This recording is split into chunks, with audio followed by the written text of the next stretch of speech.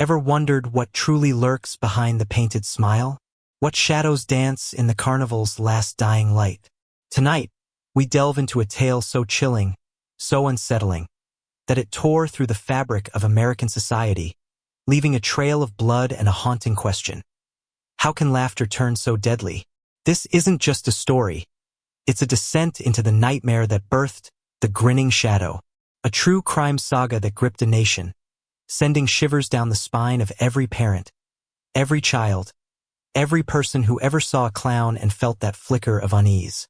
Before we pull back the curtain on this horrifying performance, if you're new here, or just love a good scare that stays with you long after the final page, consider hitting that subscribe button and ringing the notification bell. You won't want to miss our next dive into the darkness. Now, dim the lights, check your locks, and prepare yourself. The show is about to begin. The quaint town of Havenwood, nestled deep within the rolling hills of Ohio, was, by all accounts, an idyllic slice of Americana. Its main street boasted an antique shop, a bakery whose scent of cinnamon rolls perpetually hung in the air, and a single, proud movie theater that still showed matinees. Children rode bikes with reckless abandon, and neighbors left their doors unlocked, trusting in the inherent goodness of their small community. That trust, however, was about to be shattered, not by a natural disaster or economic downturn, but by a force more insidious and profoundly human, a monster cloaked in the guise of joy. It began subtly, as all great horrors often do. Whispers circulated about a new street performer, a clown, who had appeared on the fringes of town. He wasn't like the jovial figures at the annual county fair. This one, calling himself Smiles, had a gaunt, almost skeletal face beneath layers of stark white paint. His eyes, though framed by exaggerated blue triangles, seemed to bore into you, devoid of warmth. His mouth, a grotesque slash of crimson, was permanently fixed in a wide, unsettling grin that never quite reached his eyes.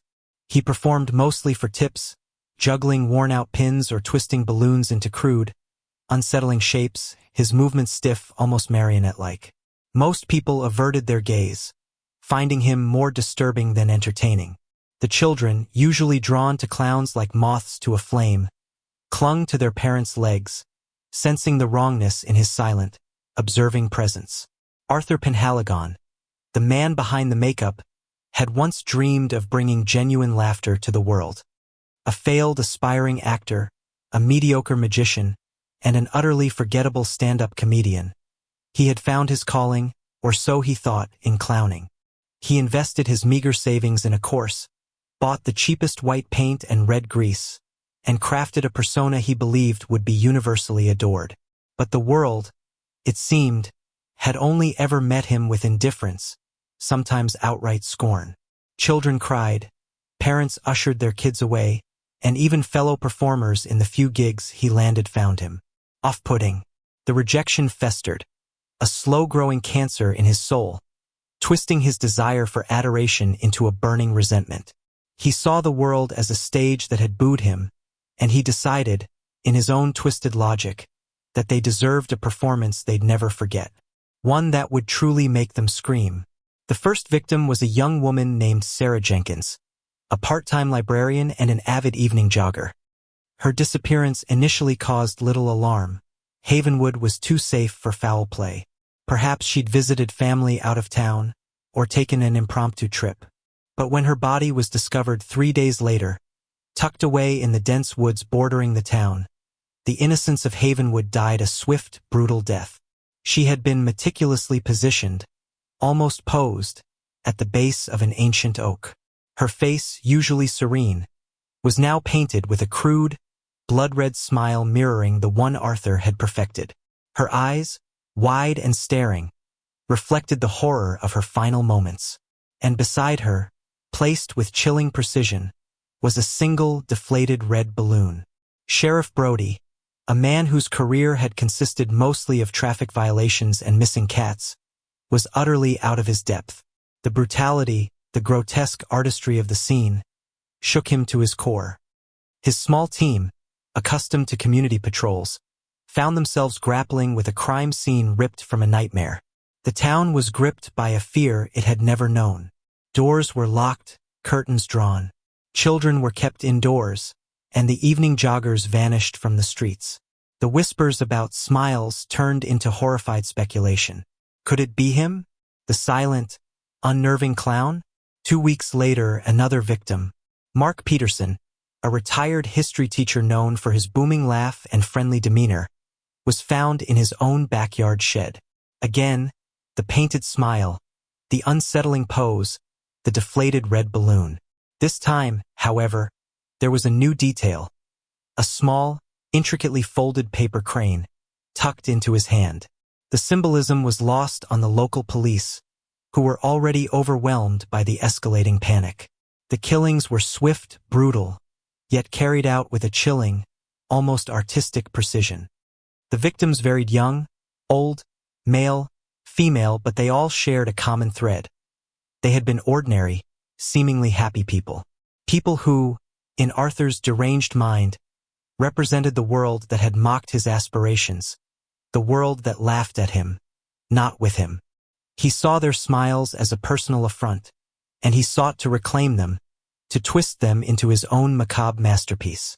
The blood-red smile became his signature, a macabre trophy.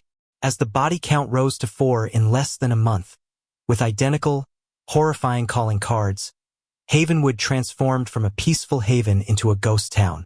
Businesses struggled, schools saw attendance plummet, and the national media, sensing a story of profound horror, descended like vultures. Local news anchors struggled to maintain composure as they reported on the Havenwood horror, the grinning ghoul. The clown was no longer Smiles to the terrified populace. He was the grinning shadow, a phantom of painted evil. The state police were called in, then inevitably the FBI. Heading the federal response was Special Agent Miles Corbin, a man whose grizzled face and weary eyes spoke volumes of a career spent staring into the abyss of human depravity. He was in his late 40s, a veteran profiler known for his intuitive leaps and an almost unsettling ability to get inside the minds of monsters. His partner, Special Agent Anya Sharma, was his antithesis: sharp, analytical, fresh out of Quantico with a master's in forensic psychology and a penchant for digital forensics. She was organized, precise, and held a youthful idealism that Corbin sometimes envied, sometimes found infuriatingly naive. Their arrival in Havenwood was met with a mixture of desperate hope and profound weariness. Corbin took one look at Sheriff Brody's haunted eyes and the grim faces of the townspeople and knew they were staring down something truly evil. The crime scenes were meticulous, almost theatrical. The killer wasn't just murdering, he was performing. "He's sending a message," Corbin stated, his voice low and gravelly, as he reviewed the photos of Sarah Jenkins's body. The painted smile. "This isn't just about killing. It's about breaking them, breaking us." Sharma, meanwhile, meticulously logged every detail. The paper crane, Agent Corbin. It's consistent in the last 3 victims. It's not just a random prop. She zoomed in on a close-up. And the clown makeup, the specific shade of red, the type of white base. It's amateur but distinct. Not store-bought Halloween stuff. Corbin nodded, a muscle twitching in his jaw. He started as a performer. A failed one, my gut tells me. This is his final act, his grand debut. And he's got an audience now. He looked out at the rain-swept streets of Havenwood, the silence broken only by the distant wail of a siren. "The grinning shadow," he murmured, the name already tasting like ash in his mouth. "He's just getting warmed up." The 5th victim, a local pastor, was found 2 days later in the town's abandoned carnival grounds, specifically inside the decrepit funhouse. His body, grotesquely arranged amidst dusty, distorted mirrors, reflected his terror infinitely. The signature painted smile was wider, more maniacal than before, and instead of a balloon, a small, faded carnival ticket lay clutched in his hand. The scent of stale popcorn and something metallic hung heavy in the air. This wasn't just a killer. This was a showman of death, orchestrating his terror with an escalating, macabre flair. The fear in Havenwood had reached a crescendo, a silent scream that echoed through the desolate streets. The grinning shadow was no longer a local horror. He was a burgeoning national nightmare, his laughter unheard but palpable, resonating with every painted smile left in his wake. The fear that spawned in Havenwood was not content to remain within its sleepy borders. Like a virulent stain, it spread, carried by the relentless tide of national news and the dark fascination of a public hungry for horror. The grinning shadow, once a local boogeyman, became a chilling national phenomenon. His image, a composite sketch of the sparse witness descriptions overlaid with the ghastly red smile, was plastered across every screen, every newspaper. Psychologists debated his motives, true crime podcasters analyzed his methods, and countless internet forums speculated wildly on his identity. For Arthur Penhaligon, the world had finally given him the attention he craved, albeit in the most monstrous way imaginable. He was no longer a nobody, he was the grinning shadow, and his stage was now the entire United States. Corbin and Sharma, along with a growing task force, found themselves caught in a whirlwind of false leads, public hysteria, and the agonizing frustration of a killer who seemed to melt into the shadows as quickly as he appeared. After the fifth victim in Havenwood, the killings stopped there, but not for long. 2 weeks later, a family of tourists enjoying a scenic overlook in the Ozarks, over 600 miles away, were found brutally murdered. Their faces bore the signature red smile. Instead of a paper crane or a carnival ticket, each victim had a small, hand-carved wooden bird clutched in their hands. The balloon was still present, deflated and red. The message was clear. The grinning shadow had moved, and his reign of terror had just begun. "He's adapting," Sharma noted, her fingers flying across her keyboard, analyzing geographical data, victim profiles, and every scrap of forensic evidence. Her office wall was a mosaic of crime scene photos, red string connecting locations, theories, and dead ends. The calling card is consistent enough for identity, but he's varying the secondary token, the crane, the ticket, now these wooden birds. It suggests a killer who is not only meticulous but also enjoys taunting us, perhaps reflecting something personal about the victims, or just a new phase in his twisted performance. Corbin rubbed his temples, the perpetual weariness etched deeper into his face. Or he's just playing with us, Anya, testing our limits, enjoying the chase. He thrives on this attention, the fear he's instilling. He failed as a performer. Now he's found an audience that will pay attention. He remembered a particularly chilling detail from Havenwood. A witness claimed to have heard a faint, high-pitched giggle just before finding one of the bodies, a sound that had haunted Corbin's dreams ever since. The trail led them on a brutal cross-country odyssey. From the quiet suburbs of Kansas City to the bustling nightlife of New Orleans, the grinning shadow struck seemingly at random, yet always leaving his macabre signature. He targeted individuals, couples, even small families. The victims were diverse in age, race, and profession, seemingly united only by their ordinariness, their simple joy in life. This, Corbin theorized, was the key. Arthur wasn't targeting specific types, he was targeting happiness. He was stealing smiles, both literally and figuratively. The media, initially a tool for disseminating information and warnings, now became a double-edged sword. Every news report, every social media frenzy, every breathless documentary further fueled Arthur's ego, gave him ideas for new ways to terrorize. There were false sightings, copycat threats, and an explosion of clown panic that saw people terrified of anyone in makeup, even legitimate entertainers. The economy of fear boomed. Sales of home security systems skyrocketed. Clown costumes, once a staple of Halloween, vanished from shelves. One particular incident stood out, illustrating the killer's escalating brazenness. In a small town in rural Kentucky, a local fair was hosting its annual Harvest Festival.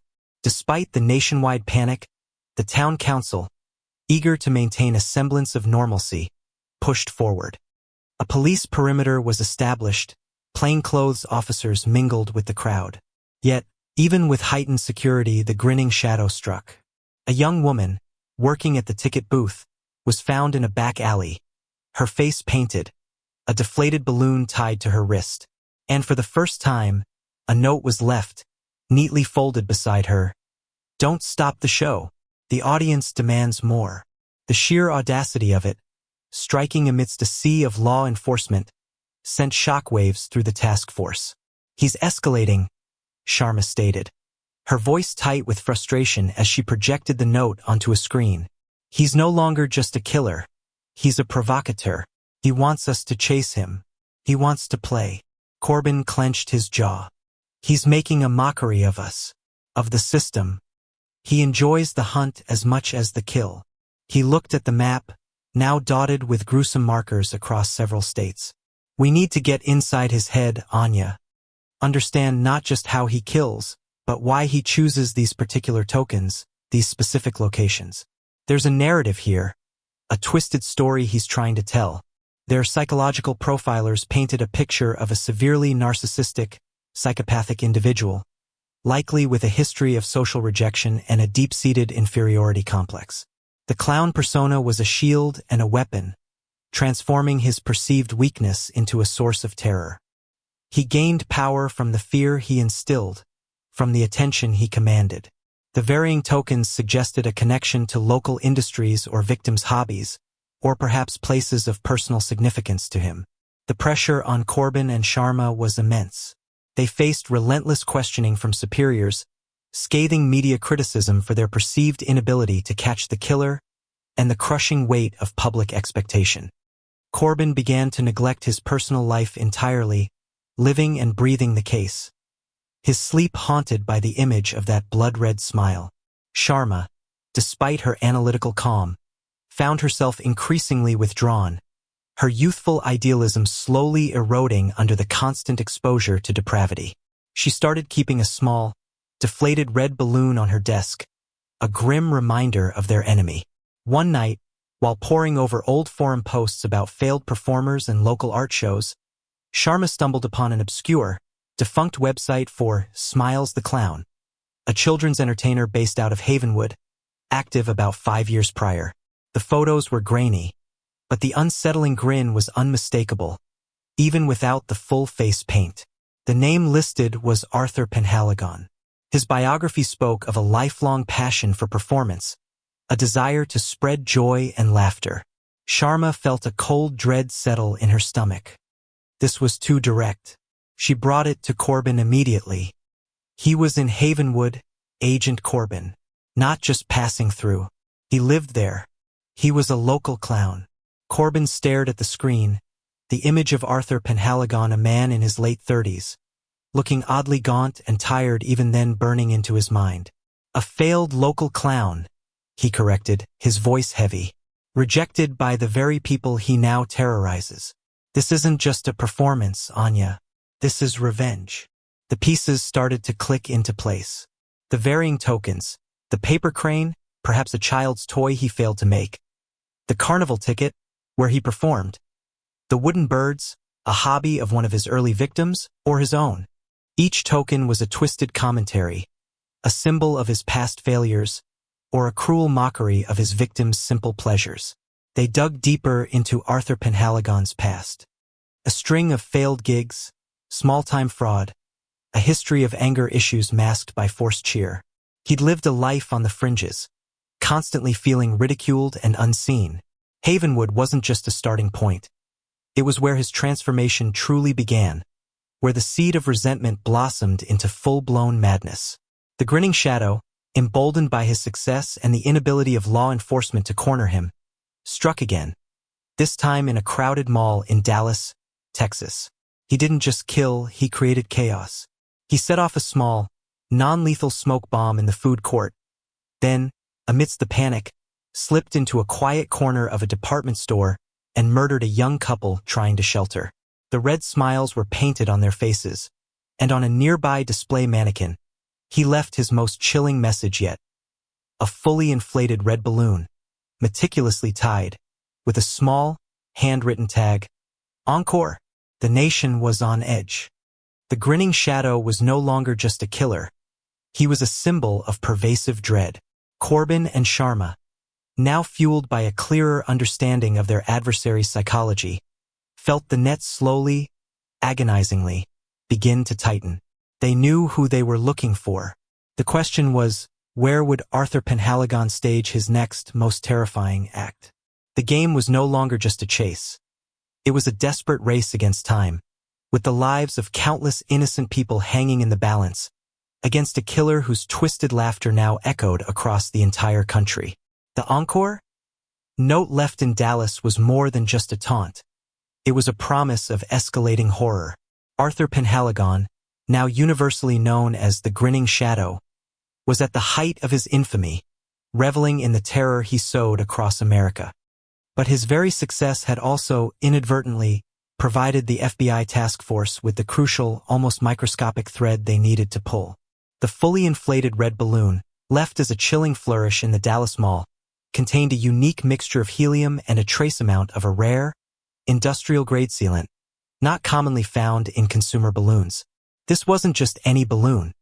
It was specialized, likely purchased from a theatrical supply store or a niche industrial vendor. Special Agent Sharma, relentless in her pursuit, cross-referenced the sealant's composition with every known supplier database in the country. Her search yielded a single hit, Props and Wonders, a family-owned theatrical supply store in a forgotten industrial district of St. Louis, Missouri. The store dealt in obscure stage equipment, special effects components, and, crucially, high-quality, long-lasting balloons for professional entertainers. Its owner, an elderly, curmudgeonly man named Mr. Abernathy, remembered Arthur, not as Smiles, but as that gaunt fellow who always looked like he'd just lost his last dollar, buying the cheapest makeup and the most resilient balloons. Said he wanted M to last through a long, arduous performance. This lead, combined with digital forensics tracing Arthur Penhaligon's sporadic online activities, mostly old forum posts complaining about audience indifference and the insensitivity of the modern child, finally gave them a geographic anchor. Arthur had deep roots in the Midwest, specifically a transient lifestyle that circled St. Louis, Kansas City, and the various small towns where he tried, and failed, to make a name for himself. His pattern wasn't entirely random. It was a twisted pilgrimage through the landscapes of his personal failures. Corbin, a seasoned tracker, understood the significance. He's not just killing. He's revisiting his past, punishing the world for its past rejections. The locations, the tokens, they're all part of his narrative. He's building a story for himself, a legend. The task force descended on St. Louis. They put out feelers, interviewed old acquaintances, barkeeps, motel owners, anyone who might have encountered the unremarkable, bitter man named Arthur Penhaligon. They learned of his brief, disastrous stint as a party clown in a rundown children's entertainment venue on the outskirts of the city, long since closed. They found a dilapidated storage unit, rented under a false name, containing old clown props, cheap costumes, and a disturbing collection of newspaper clippings about Smiles the Clown, almost all negative. And then a small, worn sketchbook. Inside were grotesque caricatures of people who had mocked him, interspersed with designs for more elaborate, unsettling makeup, and finally, chillingly, sketches of crime scenes, complete with victims displaying the blood-red smile. Arthur had been planning his performance for years, meticulously charting his descent into madness. The last entry in the sketchbook was a map of an old, abandoned vaudeville theater on the outskirts of St. Louis, marked with a red X. The grand finale was scrawled beneath it. "He's coming home," Corbin stated, his voice devoid of emotion, his eyes fixed on the map. "He's bringing the show back to where it all began. The Grand Vaudeville Theater is perfect for his ego. A final, magnificent performance." The Grand Vaudeville Theater was a relic, a crumbling monument to a bygone era of live entertainment. Its opulent facade was now scarred with graffiti, its marquee devoid of lights, its grand interior choked with dust and the ghosts of forgotten applause. It was the ideal stage for the Grinning Shadow's macabre climax. The FBI, along with local SWAT teams, meticulously planned their assault. They knew Arthur was dangerous, cunning, and utterly without remorse. They also knew he was expecting them. This was his trap, his final act, and he would relish every moment of it. As the tactical teams moved in, Corbin and Sharma, against protocol, insisted on being at the forefront. They had chased this ghost for too long, too far, to let anyone else face him first. The air inside the theater was thick with the scent of decay, stale popcorn, and something else, a faint, sickly sweet aroma, like cheap perfume mixed with something metallic. Flickering stage lights, set up by Arthur, illuminated grotesque mannequins placed in the audience seats, each with a crudely painted red smile. A chilling, tinny calliope music, emanating from hidden speakers, echoed through the cavernous space. It was a macabre set piece, designed to disorient and terrify. "He's here," Corbin whispered, his hand on his sidearm, his eyes scanning the shadows. "He wants us to find him." Suddenly, a spotlight clicked on, illuminating the center of the stage.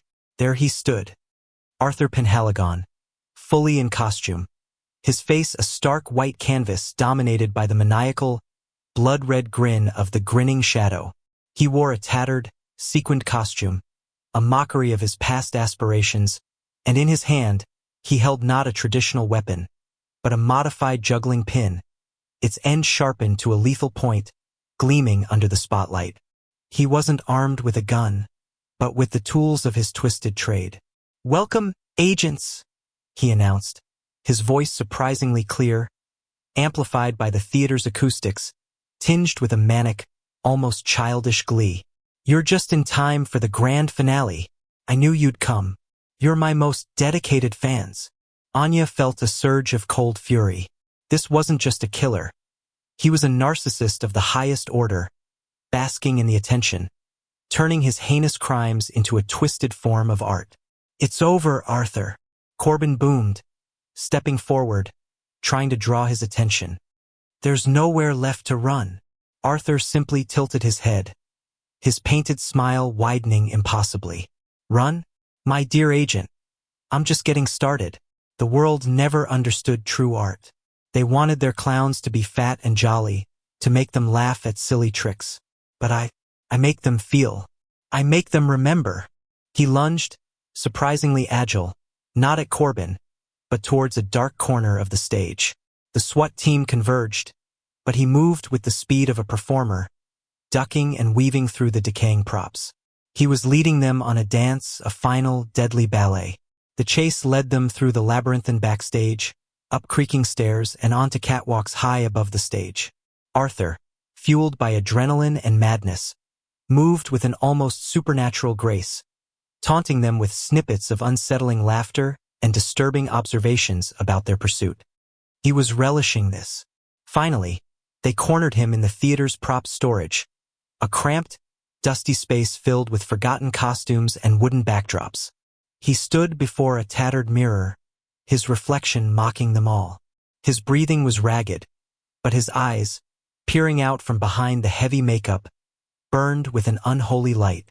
"You took my laughter," he snarled, his voice losing its theatrical flourish, raw with resentment. "You scorned my talent. Now, everyone will know my name. Everyone will remember the grinning shadow." He lunged at Corbin, the sharpened juggling pin a blur. Corbin, years of training kicking in, sidestepped, but the pin grazed his arm, leaving a shallow cut. Sharma, seeing her partner in danger, acted instinctively. She had holstered her weapon, determined to capture him alive if possible.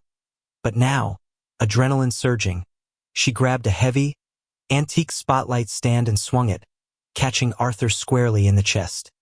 He gasped, staggering backward, falling against the prop mirror, which shattered into 1,000 jagged pieces around him. The metallic smell in the air intensified, mingled with the dust and decay. For a moment, his painted smile seemed to waver, a flicker of pain, or perhaps something else, crossing his face. Corbin moved quickly, disarming him, pinning him to the ground. Arthur struggled, a guttural cry escaping his lips, a sound of pure, unadulterated rage and frustration. The makeup, streaked with sweat and dust, made him look even more demonic. He was no longer Smiles or the grinning shadow. He was just Arthur Penhaligon, a broken man consumed by his own monstrous creations. As the tactical team secured him, his eyes, still filled with a chilling, unblinking intensity, locked onto Corbin. "The show isn't over," he whispered, a final, gasping breath. "It never ends. The laughter, it always comes back." The capture of Arthur Penhaligon, the grinning shadow, sent a wave of relief washing over the nation. News channels broadcasted the arrest with triumphant headlines. Experts scrambled to analyze his psychology, to understand the darkness that birthed such a monster. The immediate fear subsided, replaced by a deep, lingering unease.